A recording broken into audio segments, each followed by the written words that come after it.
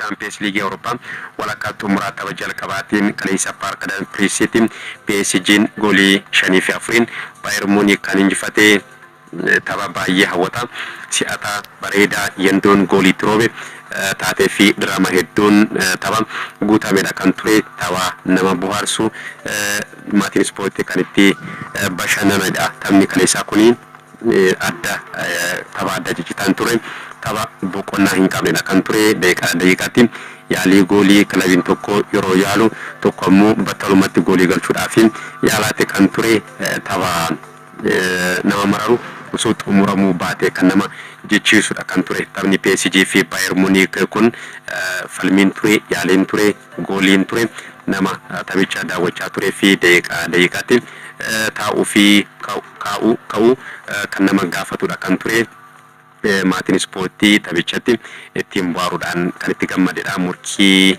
cimaatu kan taasifame Parc des Princes ga'umsi dhuunfaa taphattoota sarara fuulduraa daqiiqaatti qabxii taphaa jijjiiraati kan ture kilaboonni lachuu goolii galchuudhaaf gara fuulduraa si'atanii gara fuulduraa fiigaati kan isaan turanii kilaboonni lachuun ammoo ittisuu kilaboota hin beekneerraa caalatti gara fuulduraa deemanii dhiibbaa uumanii kilaboota taphatanii sa'aatii qisaaseessuu kilaboota hin beeknee ammas yaalii ammas goolii galchuudhaaf kubbaa gara gooliitti yaaluu kan turedha taphni kaleessaa kuni goolii galchuudhaan dursa kan qabate Bayern Munich balleessaa William Pacho Luis Diaz irratti hojjeteen penalty Bayern Munich argatee daqiiqaa 17 Harry Kane goolii galchuudhaan Bayern Munich dursa kan qabachiise Harry Kane Champions League Europaatiin taphoota ja'a walitti aanseen goolii galchuudhaan taphataan lammii England jalqabaa kan ta'een Steven Gerrard waliin rikardii kan qoodateetti kan ture kaleessa garuu penaltiidhaan goolii galchee seenaa kana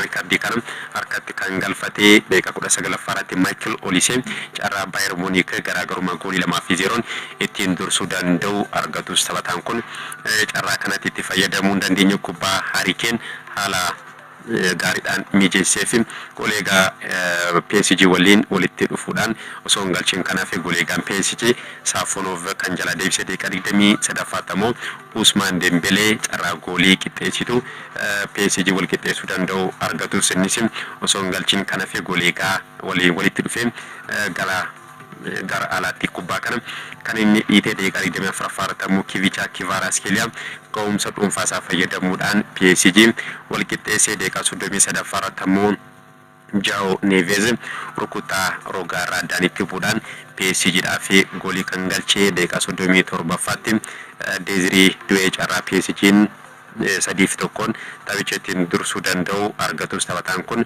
gara gooliitti jijjiiruu hin dandeenye daqiiqaa 41 taphataan sarara fuulduraa kan Bayern Munich Michael Olise ga'umsa dhuunfaa isaa fayyadamuudhaan goolii galchuudhaan Bayern Munich kan wal qixxeessee taphni boqonnaa duraa daqiiqaa 45 xumurame daqiiqaa qisaasee 5 Ousmane Dembélé rukuttaa penaltiidhaan goolii sadaffaa PSGdhaaf kan galchee Alfonso Davies sarara penaltii keessatti kubbaa harkaan tuquu isaatiin wal qabateen abbaan murtee taphichaa PSGdhaaf penaltii kenneen Dembeleen kan inni galchee taphni boqonnaa duraa dursummaa PSG 3-2 kan xumurame boqonnaa deebisee taphichi tapha si'ataa goolii hedduun kan dabalamedha kan ture daqiiqaa 56 Kivicha Kvaratskhelia turtii daqiiqaa 2 booda immoo Ousmane Dembélé walitti aansuudhaan PSGdhaaf goolii galchuudhaan PSG'n 5-2 taphicha dursuu kan eegale taphichis waan xumuramu fakkaateeti kan ture ta'us Bayern Munich dhiibbaa uumuudhaan garaagarummaa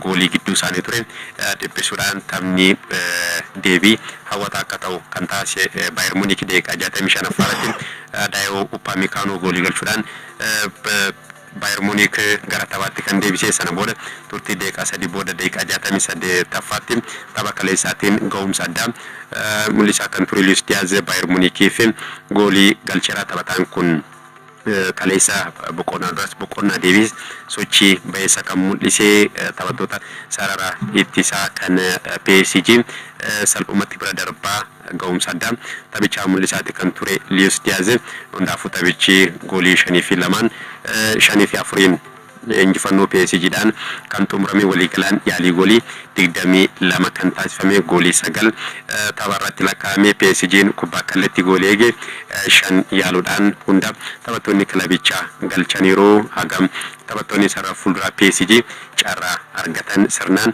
fayyadamaa akka jiran kan agarsiisudha. Tapha Liverpool akkasumas immoo tapha Chelsea 8-2 dhaqaa galaan injifateenis taphattoonni kilabichaa Kvicha Kvaratskhelia fi Ousmane Dembele keessattuu Kvicha Kvaratskhelia carraa goolii kilabicha argatee sirnaan fayyadamuudhaan taphataa ga'umsa addaa PSG keessatti mul'isaa jiru. Goolii kubbaa goolii galuudhaaf illee carraa hin qabne ga'umsa dhuunfaasaa fayyadamuudhaan taphataa gara gooliitti jijjiiruudha. Kvicha Kvaratskhelia kaleessas tapha kaleessaatiin ga'umsa dhuunfaasaa fayyadamuudhaan PSG'n taphicha akka injifatu kan inni taasise. Taphni kaleessaa kun tapha hawwataa si'ataa bara dorgommii kanaati jechuu ni dandeenya.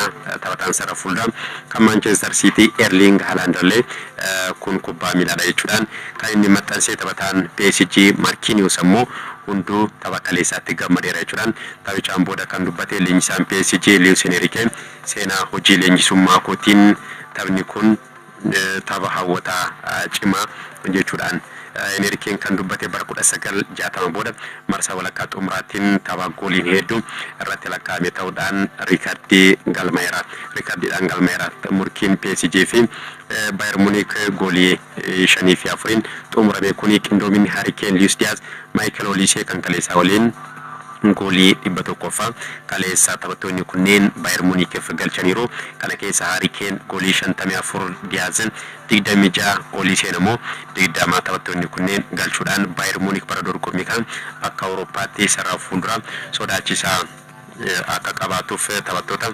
gargaaranii hanga kaleessaatti Bayern Munich goolii 167 kilaboota irratti galcheete kan ture. Kan kaleessaa waliin ammoo goolii 171 kilaboota irratti kan inni goolii roobsaa jiru PSG'n. Kanaaf ammoo qindoominni taphattoota sarara fuulduraa Kane, Diaz fi Olise bara dorgommii kana Bayern Munich garee sodaachisaa kilaba sodaachisaa akka ta'uuf Vincent Kompany'n gareen ijaare kun garee cimaa addunyaa kanaa ta'u kaleessa kan mirkaneesse. Akkasumas PSG'nis maaliif shaampiyoonii Awurooppaa akka ta'e kan itti mirkaneessedha. Kaleessa sararri fuulduraa PSG sarara ittisaa Bayern Munich akka hin taane gochaati kan ture. Ousmane Dembele, Kvicha Kvaratskhelia, Desiree Doué taphattoonni kunneen qindoominni kaleessa mul'isan adduma kan ture. Taphattoonni kunneen bakka wal jijjiiruudhaan taphattoota sarara ittisaa kan Bayern Munich dogongorsiisaatti kan isaan turanii. Ousmane Dembele fi Kvicha Kvaratskhelia tapha kaleessaatiin goolii 2-2 PSG'dhaaf kan isaan galchanii. Desiree Doué immoo kubbaa goolii galee 2 kan inni mijeesse. Taphni deebii ammoo torbee dhufuu Allianz Arenaatti kan taphatamu ni ta'a. Taphni deebisee tapha hawwataa akka ta'u ni eegama. Leenjisaan PSG Luis Enrique tapha deebiitiinis torbee dhufuu Jarmaniitti dhiibbaa uumne taphannaa ittisuu hin beekne jechuudhaan dubbateera. Leenjisaan kan Bayern Munich Vincent Kompany immoo kaleessa sababa adabbiitiin garicha osoo hin dursiin kan hafe bilbilaan akkasumas ammoo taphattoota waliin kutaa hidhannoo deemullee hin danda'u kan ture. Champions League Awurooppaatiin dambiin leenjisaan tokko adabbii kan daqiiqaa 3 kan argatu taanaan akka liigota biroo yeroo boqonnaa kutaa hidhannoo seenuu ni danda'a kan ture. Liigotaanii akkasumas ammoo bilbilaan leenjisaa gargaara waliin haasa'uudhaan tooftaa taphaa jijjiiruu taphattoota jijjiiruu akka danda'u bilbilaan haasa'uu ni danda'a kan ture. Champions League Awurooppaatiin garuu seerri kun hin danda'amu. Leenjisaa gargaara waliin bilbilaan haasa'u akkasumas immoo kutaa hidhannoo seenee taphattoota gorsuu hin danda'u kan ture. Kaleessa haala kanaan leenjisaan Bayern Munich Vincent Kompany'n hooggantoota UEFA waliin taa'ee taphicha ilaalaatti kan ture. Tapha deebiitiin dhiibbaa uumnee injifannee marsaa taanuuf darbine jechuudhaan Vincent Kompany'n kan inni dubbate. Har'asitti fudhaan Metropolitaanota Atletico Madrid Arsenal waliin halkan sa'aatii 4 eegaluudhaan kan waliin taphatan ni ta'a. Nusa xumuraatiin Atleticoon Barcelonaa Arsenal ammoo Sporting Lisbon injifachuudhaan marsaa kanaaf kan isaan darbanii. Atletico Madrid bara dorgommii kana carraan shaampiyoonii ta'ee yookaan immoo waan carraan xumuruudhaaf qabu Champions League Awurooppaa shaampiyoonii ta'uudhaaf kan inni morkatu carraan qabu kana qofa. Champions League Awurooppaatiin ammoo kilaba tilmaama shaampiyoonummaa jalqaba argate. Arsenal waliin kan taphatu ni Arsenal ammoo Champions League Awurooppaa dorgommii kanaatiin kilaba osoo hin mo'amin imalaa jiru isa qofa taphoota 10 injifatee lamaan qixa kan ba'een goolii 27 kilaboota irratti galchuudhaan 5 qofatu irratti galee taphoota 12 keessaa immoo 8 Arsenal irratti gooliin irratti hin galle ittisa cimaa kilaba qabuudha. Arsenal Champions League Awurooppaa dorgommii kanaatiin kilabiin goolii muraasa irratti galee kilabiin taphoota hedduun gooliin irratti hin galle Arsenal Diego Simeone kan leenjisu Atletico Madrid ammoo akka kana dura ittisa irratti kan xiyyeeffatu osoo hin taane gara fuulduraa deemee dhiibbaa uumee taphachuudhaan goolii kilaboota irratti galchaate kan jiru PSG fi Bayern Munich ta'uudhaan kilabiin bara dorgommii kana Champions League Awurooppaatiin goolii hedduu galche. Atletico Madrid taphoota 14 goolii 34 kilaboota irratti kan inni galche. Taphattoonni sarara fuulduraa Atletico Madrid Julian Alvarez Ademola Lookman ilma leenjisaa kilabichaa Giovanni Simeone Antoine Griezmann Alexander Sorloz taphattoota sarara Arsenal fi tapharraatiin qormaata guddaa ni ta'uuf kan isaan eegaman. Ademola Lookman sababa miidhamaatiin taphoonni lama darbe jala darbuun ni beekama. Tapha kanaaf garuu gahuu akka danda'udha leenjisaan kilabichaa. Kan dubbate Atletico Madrid kilaba gooliin hedduu irratti galedha. Champions League Awurooppaa bara dorgommii kanaatiin taphoota 14 goolii 26 kilaboonni irratti kan isaan galchanii taphoota 14 keessaa immoo tokko qofaan gooliin kan irratti hin galle odeeffannoo miidhama taphattootaatiin wal qabateen Ricardo Calafiori fi Eberiche Eze tapharraatiif qophii ta'uu Mikel Arteetaan kan dubbate. Kaayabaasii fi Juuriyan Timbarammoo taphichaan alakkataan leenjisaan Arsenal Mikel Arteetaan kan dubbate. Leenjisaan kun garuu yeroo hedduu miidiyaaleedhaa fi miidhama taphattootaatti wal qabate yaada yeroo kennu yaada dhugaatee kennu caala yeroo tokko garee faallaa dogoggorsiisuudhaaf jecha taphataan tokko fakkeenyaaf Kaayabaas yookiin Bukaayoo Saakaan miidhamarraa hin bayyananne hin taphatu jechuudhaan taphatichi yeroo taphatu argaati kan turre yaada faallaatee Mikel Arteetaan darbee kennaati kan jiru. Taphataan sarara Manchester City John Stones xumura dorgommii kanatti Manchester City waliin gargar akka ba'u kan ifoomsee. Bara taphataan kun Pep Guardiolaan leenjisaa Manchester City erga ta'ee booda taphataa lammaffaa leenjisaa kana jalatti Manchester Cityidhaaf mallatteesse kan ta'e taphataan jalqaba Pep Guardiola jalatti leenji'uudhaaf Manchester City keessatti mallatteesse. Ilkay Gundogan akka ta'e ni beekama. Ittaan suudhaan kan dhufe John Stones sababa miidhamaatiin garuu waggoota darban akkasumas bara kana filannoo jalqabaa Manchester City keessatti kan inni dhabee bara dorgommii kana sababa miidhamaatiin Premier League Englandiin tapha 4 qofa filannoo jalqabaatiin kan taphatee taphataan umurii 31 kun waancawwan garaagaraa 19 Manchester City keessatti milkeeffateera. Kana keessa Champions League Awurooppaa tokko akkasumas immoo Premier League England shaampiyoonii kan ta'e bara dorgommii 2022 Manchester Cityin waancawwan garaagaraa 3 yeroo shaampiyoonii ta'u.